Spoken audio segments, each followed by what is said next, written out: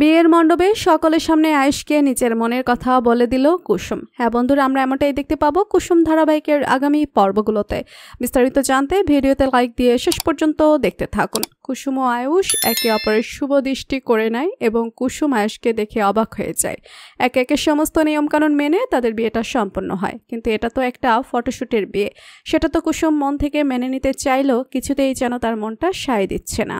তার যে রাতুলের সঙ্গে বিয়ে হওয়ার কথা ছিল, কিন্তু ছোট সাহেবের সঙ্গে যে রকমটা হচ্ছে সেটা তো সে কল্পনাতেও ভাবতে পারেনি। কিন্তু দেবী মায়ের সম্মান রক্ষার জন্য আজকে তাকে এই পথটাই বেছে নিতে হয়েছে।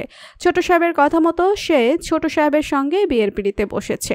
তখন ঈশান বলে যে, জাদুকর, আজকে তোমাকে সত্যি অনেক সুন্দর লাগছে।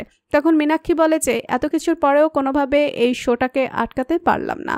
আর আয়ুষ নাকি শেষে কুসুমের বর সেজে আসলো, এক্ষুনি আমাকে তার দিদিভাইকে জানাতে হবে।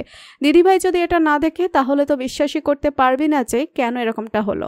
তখন মীনাক্ষী বাড়িতে গিয়ে ইন্দ্রাণীকে ডেকে নিয়ে আসে। তখন ইন্দ্রাণী বলে যে, না ছোট, আমি ওখানে যাব না, তুই কেন আমাকে ওখানে ডাকতে নিয়ে এসেছিস। তখন মীনাক্ষী বলে যে, তুমি যদি না যাও তাহলে তুমি অনেক বড় একটা ধামাকা মিস করে ফেলবে। এই বলে ইন্দ্রাণীকে জোর করে সে বাড়ি থেকে নিয়ে আসে মীনাক্ষী, এবং ইন্দ্রাণী এসে দেখে যে আয়ুষের সঙ্গে সমস্ত নিয়মকানুন অনুযায়ী কুসুমের বিয়ে হচ্ছে। এটা দেখে ইন্দ্রাণী বলে যে, এসব কি হচ্ছে। আয়ুষ তখন ঈশান বলে যে, মা শেষ মুহূর্তে রাতুলকে খুঁজে পাওয়া যাচ্ছিল না, তাই তোমার সময় রক্ষার জন্য ভাইদাকে আমি জোর করেছি কুসুমের মডেল হয়ে কুসুমের পাশে অবশ্য বিয়ের অভিনয় করতে। এটা ছাড়া আমাদের হাতে আর কোনো উপায় ছিল না। তখন ঈশানের মুখে এই কথা শুনে বলে যে, তোমরা যা করেছো বেশি করেছো। আর মীনাক্ষী, তুই আমাকে কেন এসব খারাপ খারাপ কথা বলছিস? ওরা যা করেছে ভালোর জন্য, আমাদের কোম্পানির ভালোর জন্য ওরা করেছে, যা করেছে একদম ঠিক করেছে।